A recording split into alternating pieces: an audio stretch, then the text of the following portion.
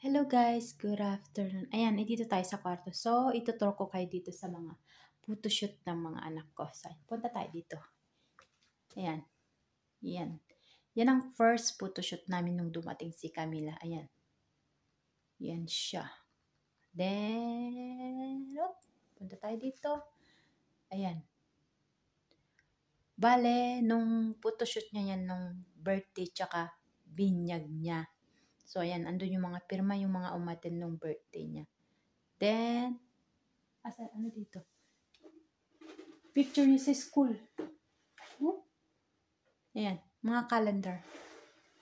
Then, punta tayo dito sa kabila. Ayan.